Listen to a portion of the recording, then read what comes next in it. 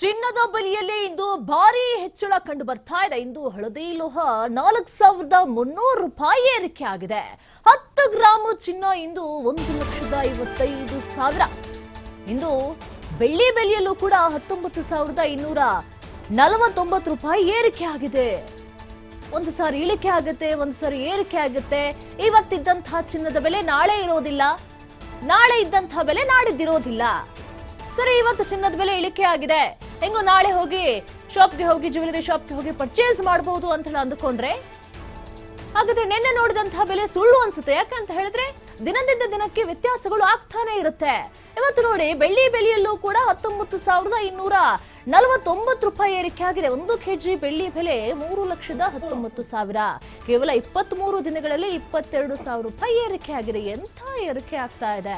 ಹಾಗಾದ್ರೆ ಬಡವರಿಗೆ ಗಗನ ಕುಸುಮವಾಗುತ್ತಾ ಹಾಗಾದ್ರೆ ಚಿನ್ನ ಅನ್ನೋದು? ಇನ್ನ ಚಿನ್ನವನ್ನಂತೂ ಕೊಳ್ಳೋದಕ್ಕಾಗೋದಿಲ್ಲ, ಅಟ್ಲೀಸ್ಟ್ ಬೆಳ್ಳಿಯನ್ನಾದ್ರೂ ಕೊಳ್ಳೋಣ ಅಂತ ಹೇಳಿ ಅಂದುಕೊಂಡ್ರೆ ಬೆಳ್ಳಿಯನ್ನು ಸಹ ಮುಟ್ಟಂಗೆ ಇಲ್ಲ.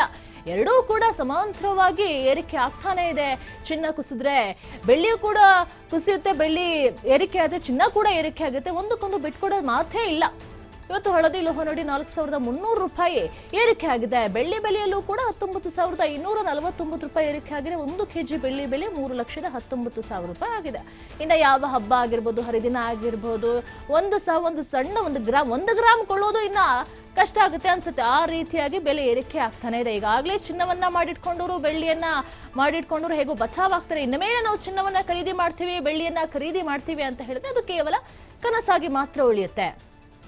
ನಿನ್ನೆ ಸ್ವಲ್ಪ ಇಳಿಕೆ ಕಂಡಿತ್ತು, ಇವತ್ತು ಮತ್ತೆ ಏರಿಕೆ ಆಗಿದೆ. ಇವತ್ತು ಏರಿಕೆ ಆಗಿದೆ, ಮತ್ತೆ ನಾಳೆ ಇಳಿಲೂಬಹುದು, ಅದಕ್ಕೂ ಡಬಲ್ ಕೂಡ ಆಗಬಹುದು. ಹೀಗೆ ಇರುತ್ತೆ ಚಿನ್ನದ ಬೆಲೆ, ಹೇಗೆ ಇರುತ್ತೆ ಬೆಳ್ಳಿ ಬೆಲೆ ಅಂತ ಹೇಳಿ ನಾವು ಹೇಳೋದಿಕ್ ಬರೋದಿಲ್ಲ. 4,300 ರೂಪಾಯಿ ಏರಿಕೆ ಆಗಿದೆ. 10 ಗ್ರಾಮ್ ಚಿನ್ನ ಇವತ್ತು 1,55,000 ರೂಪಾಯಿ ಆಗಿದೆ.